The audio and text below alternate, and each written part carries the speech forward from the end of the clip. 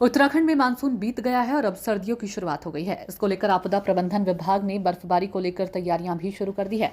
जानकारी देते हुए आपदा प्रबंधन सचिव विनोद कुमार सुमन ने बताया कि प्रदेश में अब मानसून बीत चुका है और बर्फबारी का सीजन शुरू होने वाला है, जिसको देखते हुए आपदा विभाग ने सभी कर्मचारियों को पुनः प्रशिक्षण देने का कार्य शुरू कर दिया, जिसमें पेड़ गिर जाना, बर्फ को काटना आदि प्रशिक्षण शामिल है और किस तरह की आपदा आती है उसका आंकलन कर कर्मचारियों को प्रशिक्षण दिया जा रहा है। सभी जनपदों में प्रशिक्षण का कार्य चल रहा है। साथ ही विनोद कुमार सुमन ने कहा कि आगे कोई आपदा आने वाली हो, हम उसका अभी से तैयारी कर लें ताकि समय रहते राहत कार्य शुरू किया जा सके। साथ ही सचिव आपदा प्रबंधन विनोद कुमार सुमन ने कहा कि आपदा में जो उपकरण इस्तेमाल होते हैं, कर्मचारियों को पुनः प्रशिक्षण दिया जाए और यदि नए उपकरणों की आवश्यकता है तो वह भी विभाग की ओर से उपलब्ध कराए जा रहे हैं। साथ ही उपकरणों की मरम्मत के साथ साथ रखरखाव को सुनिश्चित किया जा रहा है। आपदा सचिव विनोद कुमार सुमन ने कहा कि हमने सभी जनपदों से कहा है कि विगत 15 वर्षों में किन किन तरह की आपदा आई है उनका आंकलन करें और उन आपदाओं में लोगों ने किस तरह से आपदा का सामना किया, क्या क्या परेशानियां आई हैं, क्या कमियां रही हैं। इसी को देखते हुए आगे भविष्य में ऐसा ना हो और लोगों को समय रहते बचाया जा सके ताकि जानमाल की कम क्षति हो।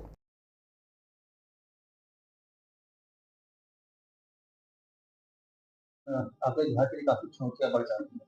तो ऐसे में हम पूरी तैयारियाँ किस तरह से कर रहे हैं, खासकर जो स्थानीय स्तर पर लोगों को ट्रेनिंग देने की बात हो या फिर अपने कर्मचारियों को और अधिक ट्रेनिंग दिया जाए, ट्रेंड किया जाए, इसको लेकर के अभी से कवायद शुरू हो गई? क्या मौजूदा स्थिति है और किस तरह की ट्रेनिंग जो है दिया जा रहा है? जैसा कि आप जानते हैं कि मानसून सत्र सुरक्षित तरीके से बीत गया है। अब बर्फबारी का समय आने वाला है कुछ दिन बाद, तो हम लोग प्रयास ये कर रहे हैं कि जो भी हमारे लोग हैं, आपदा से काम करने वाले, सभी को हम प्रशिक्षण पुनः एक बार दें। जिस तरह की आपदा आने वाली है, जैसे जब बर्फ़ पड़ती है तो पेड़ गिरते हैं, रास्ता बंद होता है, रास्ता ब्लॉक हो जाता है, बर्फ़ काटने की आवश्यकता पड़ती है। पेड़ जब गिर जाते हैं तो पेड़ काटने की आवश्यकता होती है, तमाम तरह की चीज़ें होती हैं।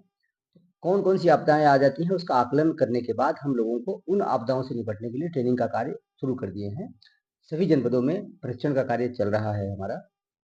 हमारा प्रयास है कि जो आपदा आने वाली जिस आने की संभावना है या जो आने वाली है, उसके लिए हम अभी से निपटने की तैयारी कर लें, ताकि हम आपदा से बढ़िया से निपट सकें।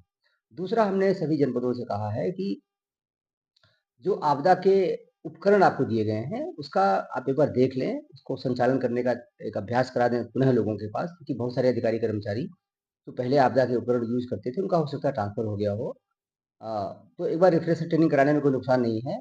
प्लस जो उपकरण खराब हो गए हैं, उसको रिपेयर मेंटेनेंस के लिए पैसा जनपदों को दिया गया है, वो रिपेयर मेंटेनेंस करा लें।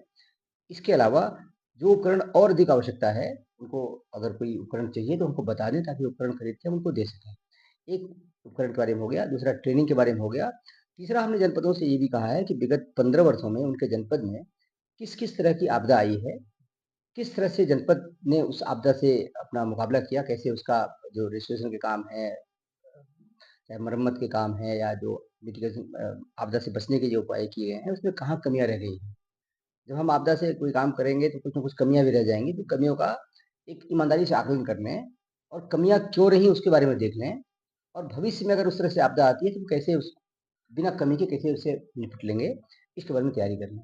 अगर ये तैयारी रहेगी तो हमारे लोगों को काफ़ी आसानी होगी और हम लोगों की पीड़ा को काफ़ी हद तक कम कर पाएँगे, लोगों की तकलीफ़ को कर पाएँगे और आपदा के जो नकारात्मक प्रभाव पड़ते हैं, उससे हम लोगों को राहत दिला पाएँगे। Sir, local